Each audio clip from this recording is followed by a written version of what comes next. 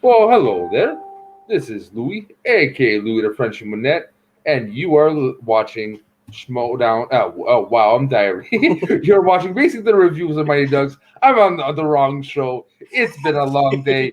You should have listened to our backstage. We're talking about shaving balls and blow up dolls. Yes. All right. All right, boys. So, welcome to the more adult version, apparently, of the Mighty Ducks review show. On with me, as per usual, we got Mr. John from Movie Lovers Unite. How you doing, boy? I'm doing good. How are you doing? Tired. I said Schmoes are north and Schmo down Right. in Canada, so yeah, we can see where the show is heading today.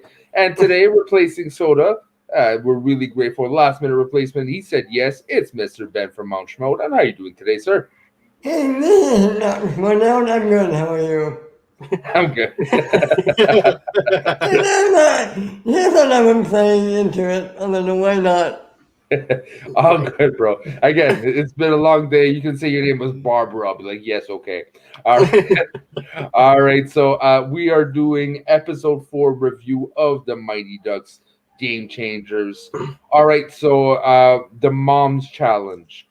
This was an interesting one. This I saw the previews. I saw a bit where they were going. I actually didn't see the previews for next one, just by the way. So this is gonna be. I'm gonna give my predictions blindly. But for me, it kind of went exactly how I thought the preview showed it. Right, the whole team is building up a bit more. We have the parents finally connecting with each other, and we got also the dad, which assisted in the mom's meeting, which was kind of funny. Um, but yeah, this felt like a Ducks episode compared like the other episodes. I was starting to like it was okay. My favorite one was still two. It Mhm. was something was off a bit. Um, but that being said, for this one, it went back on track, and I like the fact that they actually focus on Coop. We predicted it, right? Coop is going to be a Mhm. main character. Exactly.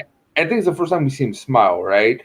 With the sleepover and everything. And So I really enjoyed this episode, especially because of the exposure of the character. That's what I've been wanting a bit more, and that's where we're getting, especially for one character. It sucks that the other ones are kind of left out, but we'll talk about later. What about you, Ben? What was your overall thoughts on the show this episode? I really like this episode. I was a little worried going into it because of the last one that how it left off with what she named lying to her parents. I didn't want that to be a whole multi-episode drag out thing, but I'm happy it was basically taken Mm, care of in this one episode.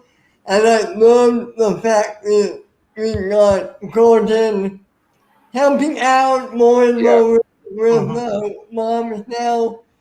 I think it's only a matter of time before he helps out with the kids as well. I really liked it. I thought it was a really solid Mighty Ducks episode. And what about you, John? I thought it was a really good, well built episode. To be honest with you, I felt like it was a stronger episode than we got with the last one. Don't get me wrong, I liked it, but it just didn't. It just seemed kind of like teenagerish, kind of. If you know what I mean. Where it was like very paint by the numbers kind of thing. But with this one, I like the fact that you have Gordon Bombay pumping up the parents of the team, trying to give them some momentum, give them something to care about. Also, too, it also shows character build up though too, because think of it like this: you want the parents to support their kids' team, and they actually do need the support of the kids need the support of the parents. So Gordon's not just showing the support of the kids or anything like that. They're actually showing the support of the mothers and everything and pumping them up, which is what they need. They need that build up. And I thought it was a very strong episode with that. And then also too, I like how we actually got more stuff on Coop as well. I felt like, Yeah, we needed to see more of him to actually understand him because he's been pretty much like a fish out of water if you think about it, because he's been disconnected from his video games and now he's having to learn to adapt without the video games and stuff like that. So he's like, what do I do? No screens. It's yeah. like Well, him being in a horror movie. I'll stop you on that part. Like the whole sleepover part was probably the highlight of the whole episode, Mhm. where he's trying to talk to Coop, and Coop's it's like try texting him. It kind of speaks to our generation of, of, Right. of, of kids that are like if you don't text them, they're not gonna respond to you. Coop is pretty much that generation in a whole like one character. But this was team building. This was about finding connections out of your zone and finding real friends, right? Coop asking like, "Can I sleep over tomorrow?" And the podcaster kid's like, "That's not how sleepovers work." Which I disagree because I slept over like 3-4 times in a row when I was a kid. That's because probably my parents wanted to have sex, but that's different issue.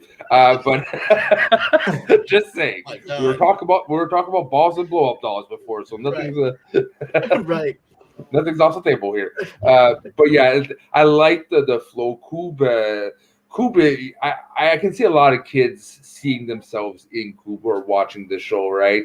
So that's why I think they're putting a big focus on the character. One thing I've got to say though, that I wish they would have touched other characters though. Like it felt lacking in support when it came to the other ones, and I hope, because there's not many episodes left, right? We're gonna get the special one with the reunion. We're gonna get a special one with the reunion. We're gonna get a couple other episodes to finish it out. But after a while, the other ones are starting to become background, right? So what do you guys think? Do you guys think we're gonna get more exposition like we did with Coop, or that's about it? I'm gonna let you do this one, Ben, and then after that I'll go on ahead. Go ahead. Okay, well, when you really think about it, going back to the original movies, it always felt like there were 1 or 2 kids in the foreground. I mean, the number 1 kid was Charlie. And then you could argue maybe Fulton was number 2, but it didn't feel all that different from that. Not sure I mean. You're right. I mean, would it be nice to get more from the other kids? Yeah. But at the same time, it doesn't feel any different to me. You're right on that, but here's where my gripe is the fact that the Mighty Ducks movie is what, an hour and a half? We're getting like a 3-hour movie, right? So you got time to do experience. You get like 2 movies basically. So I get that the movies you don't really have an opportunity. You have to cram it down to make a storyline and a theater time. But now there's no theater time. This is a streaming service show.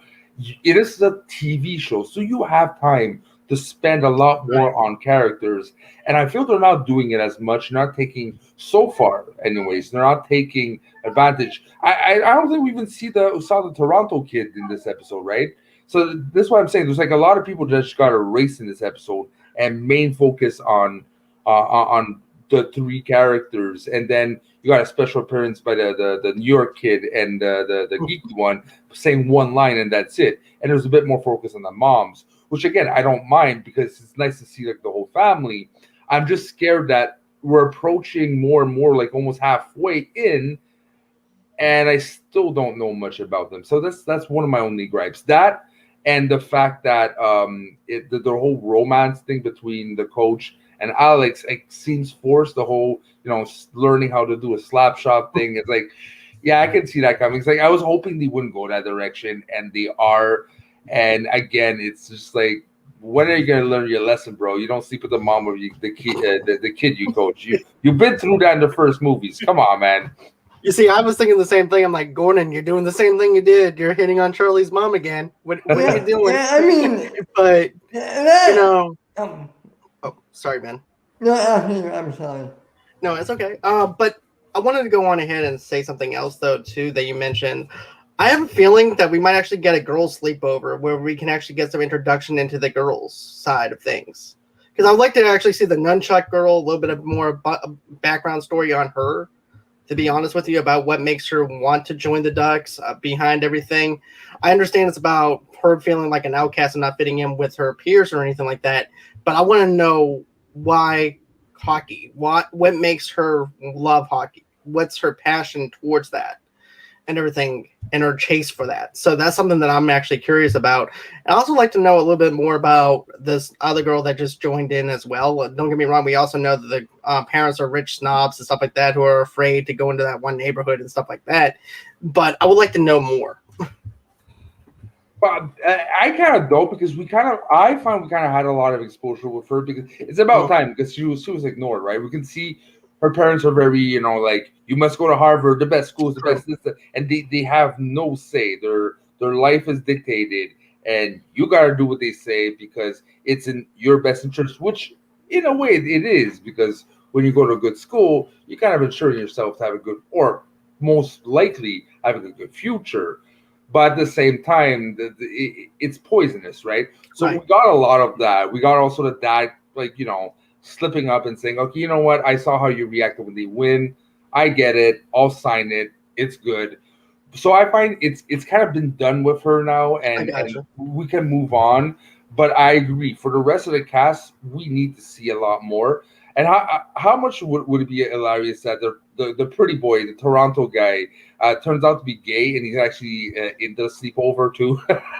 That'd be hilarious, to be honest with you. And that's actually the podcaster kid, the person that he relates to. So that would be hilarious. Yeah, for sure. Is it me, or I got some gay vibes with the conversation of like my whole, like, I'm in the best friend zone. Should I like save up this? I'm like, okay, this. I've been thinking that same thing. I've been thinking, okay, is this the first steps of him exploring his really? I don't know. But I got that same feeling. Which, again, nothing wrong with that. It's just, I don't. It felt like intentionally, like it was intentional to feel that way. It just kind of felt like awkward at the same time. It kind of felt like it's like at first he's like drooling over the older chick. Now he's worrying how he should handle when and when the main kid is like, oh, we should invite Coob. He's like, I only have one place. It's like, no, we should invite Coob, right? Like the whole jealousy aspect. I get where they're going for it, but I just find it was kind of odd at the same time, and wasn't expecting it, right? Well, I was thinking the reason why he was asking for the advice was because of the fact that he never really had a best friend before, so he didn't really know how to act because he never had a friend. Because all he had was the girl who was always sitting beside him doing the podcast. He doesn't really have a buddy person or anything like that he can actually talk to and connect with. So I think it was more the fact that he didn't want to feel too awkward or anything like that by saying or doing the right thing, because we can actually see here's the thing, if you're a kid and we can actually tell if we're trying too hard to be somebody's friend, you become the annoying person rather than the friend if you come off a little too hard or whatever, But yeah, I was always that kid, by the way. I was always that kid. Me too. My intentions were good. I just wanted friends, for fuck's sake. It took me 34 years in podcasting, but I found some. Hey, that's all right. Better late than never. All right. So, as promised, we're gonna keep it short because Ben's hungry, tired, and John will probably is tired too. So I know he has another project. So let's go up and just wrap this up. We're gonna keep it very short here because, to be honest, it was a good episode, but it wasn't a meaty episode either. Okay, actually, before we close up, the last thing I want to say is the whole mom challenge was fun, but it felt like very fast in a sense. Like it's 4 or 5. It's like, what happened to the rest, right? Yeah. And it did feel like it was forced into. Yeah, a bit. And one thing I was thinking myself, and that's like a loophole of the whole thing. They keep like bragging. We have an Olympic medalist or whatever for hockey in our team. And my head's like, so why isn't she doing the slap chop challenge? Right. Well, she's an Olympic gold star. She's just making everybody else do the bitch work. It's probably but it said if you want to win, why put it to the bossy lady that can only go 39 miles an hour? Would you have an actual hockey player to win the Olympics and can do slap shots? Because a woman likes to be the one who wins the records. I don't know. I guess so. Like the Yeah. overachiever wants the glory, but again, for me, my head's just like that makes no sense. Is if I was like the coach of the mom's team, I'd be like, yeah, you know how to shoot, like shoot, and can you go like up to 80 miles an hour, please? But yes, so we're gonna wrap this up. Before we do, like usual, gonna give our quacks on 10 on this episode. So for me. I wasn't on last episode, by the way, so I'm gonna give mine last. I did not like the episode that much. I actually gave it a 3 quack out of 10. For this one, I'm gonna give a solid 7.5 out of 10 quacks. What about you, Ben? I'll give it a 7 out of 10. Good episode. We're missing a little bit, but a solid episode. What about you, John? How many quacks? I'm gonna give it a 6.5 out of 10. Okay, so we're following suit. Me 7.5, him 7, you're 6. Oh, 6.5. So we're following suit. It wasn't the best, but definitely wasn't the worst, in my opinion. Right. And again, I didn't see the previews. Did you guys see the previews for next week? No. Okay, good. So we're gonna speculate fast. What are we expecting now? What's gonna go on the next episode? I bet we're going to get well-being helping out with the kids. I think we're getting closer and closer to that, and I think we're getting that next episode. I think we're gonna see a lot more romance again, probably forced. Hoping we're gonna see more exposure to their kids, maybe even backdrop the ones we've been seeing often and putting them a highlight. I hope especially because I personally think the episode's going to end because we all know the 6th episode will be the reunion. I think the last minutes of this episode will end with them on screen, and then that's how we start episode 6, right?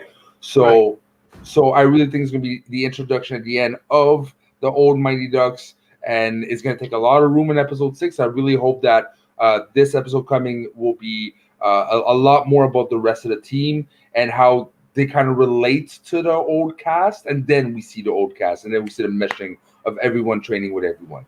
That's my thoughts. What about you, John? Okay, so I know that I said sleepover next episode, but what if in the reunion episodes you actually have one of the girls doing like a girl sleepover from the old Mighty Ducks and having like a get to know each other kind of vibe to it. And then also too, I'm also thinking another thing though too. I'm thinking that we're gonna see more Bombay helping out the kids, like Ben said. I'm thinking that we're gonna see more romance, unfortunately, because Bombay has to bang another mom, so it's like what I got from this, John, is you need a sleepover and you like to bang moms. That's what I got. What did you say? That scene of him having dinner with the mom and the kid, that is the same scene from the original movie. it is. It's exactly the same scene. It'd be funny if like Charlie goes, "Oh, you're Bombay banged your mom, huh?"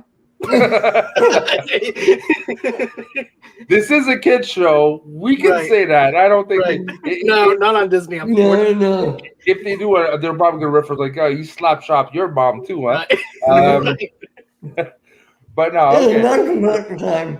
So this is falling off the rails. This is where I end the show, people. If not, we're gonna start talking about my left nut. So that being said, thank you very much for watching this episode of craziness of reviewing the Mighty Ducks Game Changers episode 4. Till next time, bye-bye. See ya.